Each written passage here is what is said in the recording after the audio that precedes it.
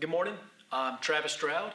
I'm the interim chief of police for the High Point Police Department. I've worked in the city of High Point for 26 years, and I am here today to read the one and only Ivan. I chose this book for a couple of reasons. First, I have a love for animals, and the title caught my eye when I was reading through a list of books. And second, my wife is a former school teacher who collects a lot of books. And when I showed her the list of books, she specifically pointed this one out and said it was a good one. We actually have this one at home that she used to read to her students. So that attracted my attention as well. So to get started, The One and Only Ivan by Katherine Applegate. I am Ivan. I am a gorilla. It's not as easy as it looks. People call me the freeway gorilla, the ape at exit 8, the one and only Ivan, mighty silverback. The names are mine, but they're not me. I am Ivan, just Ivan, only Ivan. Humans waste words. They toss them like banana peels and leave them to rot. Everyone knows banana peels are the best part. I suppose you think gorillas can't understand you. Of course, you probably think we can't walk upright. Try knuckle walking for an hour. You tell me which is way more fun. I've learned to understand human words over the years, but understanding human speech is not the same as understanding humans. Humans speak too much. They chatter like chimps, crowding the world with their noise, even when they have nothing to say. It took me some time to recognize all those human sounds, to weave the words into things, but I was patient. Patient is a useful way to be when you're an ape. Gorillas are as patient as stones. Humans, not so much. I used to be a wild gorilla. I still look the part. I have a gorilla's shy gaze, a gorilla's sly smile. I wear a snowy saddle of fur, the uniform of a silverback. When the sun warms my back, I cast a gorilla's majestic shadow. In my size, humans see a test of themselves. They hear fighting words on the wind, when all I'm thinking is how the late day sun reminds me of a ripe nectarine. I'm mightier than any human, 400 pounds of pure power. My body looks made for battle. My arms outstretched span taller than the tallest human. My family tree spreads wide as well.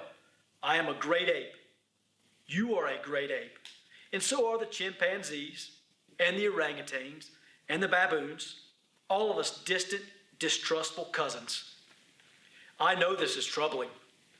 I find it too hard to believe there's a connection across time and space, linking me to a race of ill-mannered clowns. Chimps, there's no excuse for them. I live in a human habitat called the Exit 8 Big Top Mall and Video Arcade. We are conveniently located off I-95 with 2 shows at 2, 4, and 7, 365 days a year. Matt works here at the mall. He is the boss. I work here too. I am the gorilla. At the Big Top Mall, creaky music carousel spins all day, and monkeys and parrots live amid the merchants. In the middle of the mall is a ring with benches where humans can sit on their rumps as they eat soft pretzels. The floor is covered with sawdust made of dead trees. My domain is at one end of the ring. I live here because I am too much gorilla and not enough human. Stella's domain is next to mine. Stella is an elephant. She and Bob, who is a dog, are my dearest friends. At present, I do not have any gorilla friends. My domain is made of thick glass and rusty metal and rough cement. Stella's domain is made of metal bars. The sun bear's domain is the wood. The parrot's is wire mesh. 3 of my walls are glass. One of them is cracked, and a small piece about the size of my hand is missing from the bottom corner. I made the hole in the wall with a baseball bat that Mac gave me for my 6th birthday. After that, he took the bat away, but he let me keep the baseball that came with it. A jungle scene is painted on one of my domain walls. It has a waterfall without water, flowers without scent, and trees without roots. I didn't paint it, but I enjoy the way the shapes flow across my wall, even if it isn't much of a jungle. I am lucky my domain has 3 windowed walls.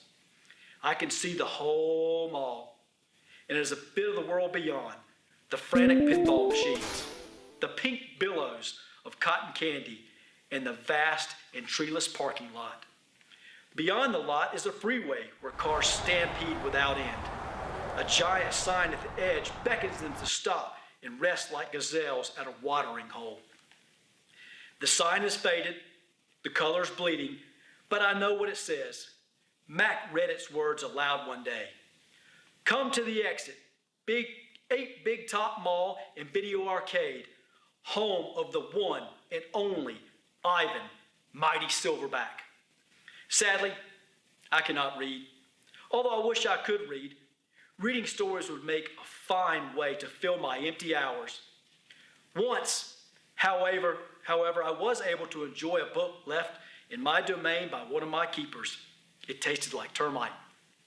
The freeway billboard has a drawing of Mac in his clown clothes and Stella on her hind legs and an angry animal with fierce eyes and unkempt hair.